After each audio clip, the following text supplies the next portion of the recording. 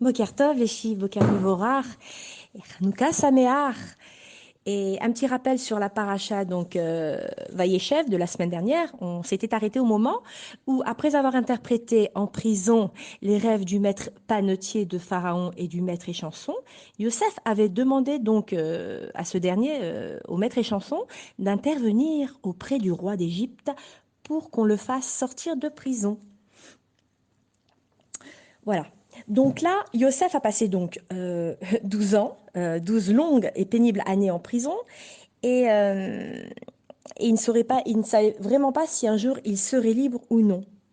Hachem lui a dit, écoute-moi bien, c'est moi qui décide quand tu vas sortir de là, et bien sûr, euh, il lui expliqua, tu as été emprisonné 10 années pour expier ta médisance à propos de tes frères, et tu as passé 2 années supplémentaires dans le donjon pour te punir d'avoir dit au grand échanson, souviens-toi de moi et sors-moi de prison.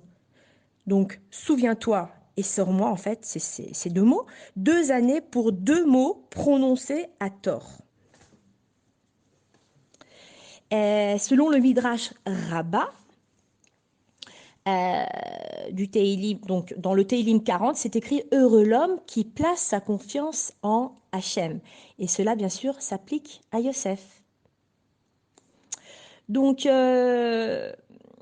Yosef donc a demandé au maître échanson de se souvenir de lui après sa libération et d'intervenir en sa faveur auprès de Pharaon.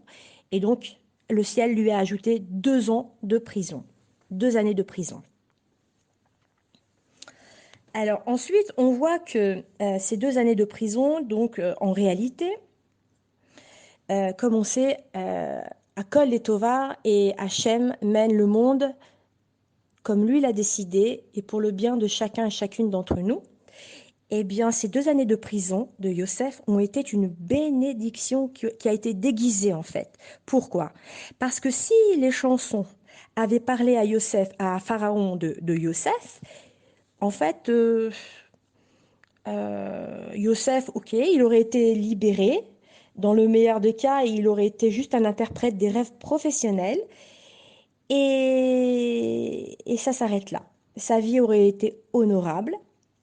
Mais maintenant que euh, 2 ans plus tard, après que Pharaon va faire des rêves étranges, nous allons voir prochainement que euh, Yosef sera porté au pouvoir et deviendra le vice-roi d'Égypte. Donc, pendant ces 2 années où Yosef est en prison, ces 2 années, le pharaon donc a des rêves très étranges et toutes les nuits qui se répètent sans arrêt et qu'il oublie chaque fois qu'il se réveille. Et donc, un matin, au bout de 2 années, donc, au moment où, de la libération de Yosef, on en revient à là, Pharaon s'est levé et il s'est souvenu clairement de ses rêves.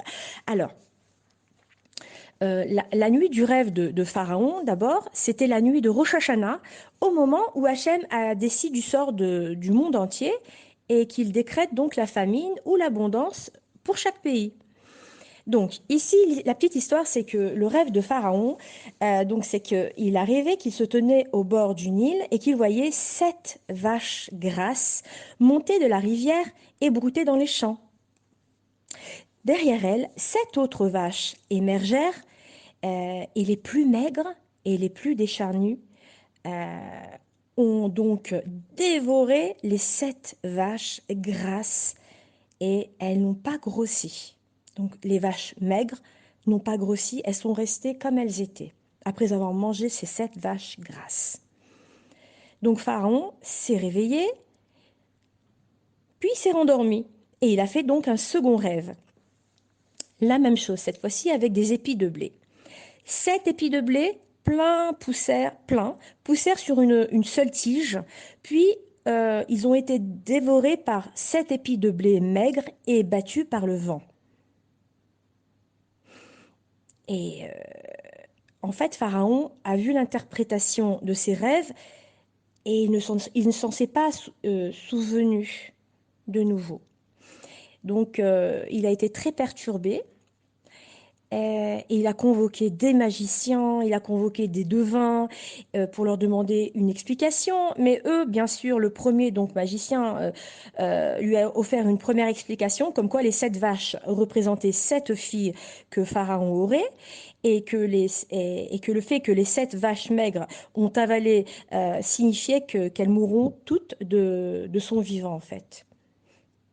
Mais Pharaon n'a pas été satisfait de cette réponse. Et enfin, le deuxième interprète s'est risqué et il lui a donc donné la réponse suivante, comme quoi les 7 beaux épis représentaient 7 royaumes, 7 royaumes que Pharaon allait conquérir. Et que les 7 épis maigres indiquaient que ces 7 royaumes se rebelleraient contre Pharaon. Mais cette réponse non plus n'a pas apaisé le roi. Donc il a fait proclamer, donc il a proclamé dans le pays entier que l'on lui fasse savoir dans toute l'Égypte qui aurait cette capacité pour interpréter les rêves. Alors c'est marqué dans le Midrash en réalité que pourquoi personne n'a pu trouver la véritable interprétation. En fait, Hachem a contrecarré la sagesse de tous les magiciens et de tous les astrologues du royaume afin que Yosef puisse être celui qui offrirait l'explication correcte. Et ainsi, il deviendrait le maître. Et de la même façon que Hachem a fait en sorte que ce soit Yosef qui soit appelé le dernier afin que les magiciens ne puissent prétendre à Pharaon que si Pharaon lui avait donné une chance d'interpréter le rêve, c'est clair ils auraient certainement trouvé la solution. Mais maintenant que la sagesse de l'Égypte, elle est épuisée, donc l'énigme du rêve n'étant pas résolue, Hachem maintenant a fait en sorte que les chansons se souviennent de Yosef. Mais celui-ci, en réalité, est un ingrat. Et il avait décidé de cacher ce qu'il savait des capacités de Yosef pour ne pas que Yosef, en fait, euh, et pour ne pas permettre en fait à Yosef de prendre du galon et, et bien sûr donc le maître échanson voulait garder sa place. Il voulait garder sa place et ne pas révéler donc au pharaon ce qu'il savait. Bon, à la fin, finalement, lorsqu'il a vu que le pays était agité, eh bien, il est quand même parti voir le pharaon et, euh, et il lui a tout expliqué. Il lui a raconté que Yosef l'avait aidé. Et c'est ainsi que maintenant, le messager donc, du roi euh, a été envoyé donc, à la prison où se trouve Yosef. Et il va bien sûr le raser. Et il va lui couper les cheveux. Pourquoi? Parce en fait, depuis que Yosef avait quitté la maison de son père, il était devenu, en fait, il s'est conduit comme un nazir, c'est-à-dire qu'il s'est abstenu de boire du vin et il a laissé pousser aussi sa chevelure. Mais comme maintenant, en l'honneur, on va dire, en l'honneur du roi, et il a décidé donc de se laisser raser, de se couper les cheveux et les chansons, donc le messager du roi va lui apporter de nouveaux vêtements. Voilà. Là, on en est arrivé donc à cet épisode. Dans cet épisode, on retiendra par rapport à ce que nous dit, alors 2 secondes, le Chafetz Chaim, je crois. Euh, alors, le Chafetz Chaim. Euh, mm, mm. Non, c'est pas le Chafetz Chaim. Excusez-moi. Je cherche pour vous dire exactement les sources, très importantes. J'invente rien. c'est la Torah qui le dit, donc c'est le commentaire euh, c'est le commentaire donc qui nous dit, qui est donc tiré du Chavetz Chaim, que Yosef, voilà, c'est ça. Yosef donc est resté évidemment en prison durant 12 longues années et dont chaque jour donc lui est apparu comme une éternité. Mais à l'instant même où Hachem donc a décidé de mettre fin à sa captivité, on l'a fait sortir, on a fait sortir donc Yosef sur le champ. Voilà. Donc c'est ce qui s'est passé. L'envoyé est parti chercher Yosef, on l'a fait sortir sur le champ.